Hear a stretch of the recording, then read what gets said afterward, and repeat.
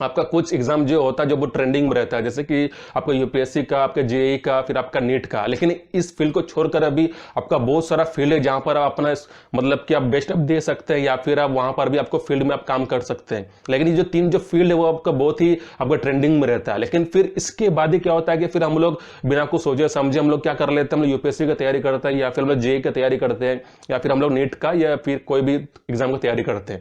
लेकिन जब भी कोई एग्जाम की तैयारी करते हैं तो सबसे पहले आपको ये समझना पड़ेगा कि आपका बेस्ट आप कौन सा फील्ड में दे सकते हैं। उसके बाद ही क्या होता है कि आप जो भी स्कोर करेंगे आपको उसमें अच्छा फायदा भी मिलेगा। लेकिन अगर मान लीजिए आप भीड़ भाड़ में आप चले गए, ऊपर से भी जैसे कि मान लीजिए एक सोसाइटी है या फिर एक आपका एक ग्रुप है, अगर मान लीजिए उसको फॉलो करते हैं लेकिन आप खुद का दिमाग इस्तेमाल नहीं करते, तो इससे क्या होता है कि जब भी आप किसी का प्रिपरेशन करेंगे तो हो सकता है कि आप ज्यादा अंडरस्टैंडिंग के साथ आप पढ़ नहीं पाएंगे, या फिर आप अच्छा से पढ़ नहीं पाएंगे, या फिर हो सकता है कि आप डीपली कॉन्सेप्ट को समझ नहीं पाएंगे। तो आपको क्या करना है कि जब भी कोई एग्जाम की तैयारी करते हैं तो सबसे पहले आपको यह समझना पड़ेगा कि कुछ भी फील्ड का तैयारी कर रहे हैं तो आपको सबसे पहले खुद से आपको एनालिसिस करना पड़ेगा।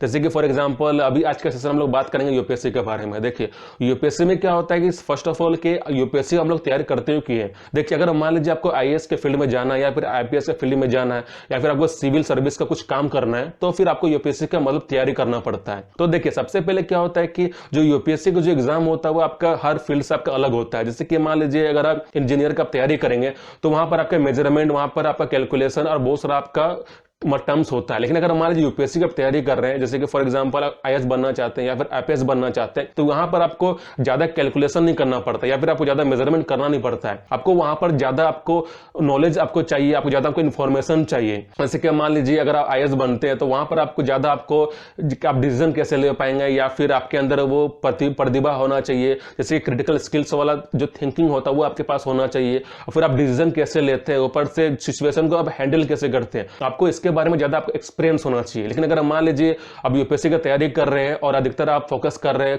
केमिस्ट्री में या फिजिक्स में, तो हो सकता है कि जो यूपीएससी का जो डिमांड है शायद वो मिलेगा नहीं। जैसे कि देखिए यूपीएससी का डिमांड क्या होता है, आपको जब भी आप आईएएस का या आईपीएस का तैयारी करते हैं तो आईएएस आपसे क्या डिमांड करता है। आईएएस में क्या होता है कि आपको हिस्ट्री नॉलेज आपको होना चाहिए, आपको पॉलिटिकल साइंस में आपको नॉलेज होना चाहिए, ऊपर से जियोग्राफिकल जो एरिया होता है उसके बारे में आपको नॉलेज होना चाहिए। फिर करंट अफेयर्स जो होता है, जो लेटेस्ट जो न्यूज है, आपके जो अपडेट है, जैसे कि नेशनल न्यूज क्या है, फिर नेशनल टॉपिक क्या है, इंटरनेशनल टॉपिक क्या है, ऊपर से फिर आपको मतलब पॉलिटिकल में आपको ज्यादा इंफॉर्मेशन, ज्यादा नॉलेज आपको लेना पड़ेगा। और उसके साथ साथ फिर आपको क्या करना पड़ेगा कि आपके पास अच्छा डिसीजन मेकिंग का जो स्किल्स होता है वो भी होना चाहिए। आपके पास क्रिटिकल सिचुएशन को कैसे भी हैंडल करेंगे उसका आपके पास स्किल्स होना चाहिए। ऊपर से आपके पास एथिक्स होना चाहिए, और ऊपर से क्या कि आपका एक्सपीरियंस भी होना चाहिए। लेकिन अगर मान लीजिए अगर आपके पास इसका नॉलेज नहीं रहेगा तो हो सकता है कि आईएएस अगर बन जाएंगे तो हो सकता है कि ठीक से अपना जो आपका जो स्टेटस, आपके जो पावर है उसको ठीक से इस्तेमाल नहीं कर पाएंगे। तो देखिए यूपीएससी क्या होता है कि हर फील्ड से आपका अलग होता है, क्योंकि यूपीएससी में आप ग्राउंड लेवल में आप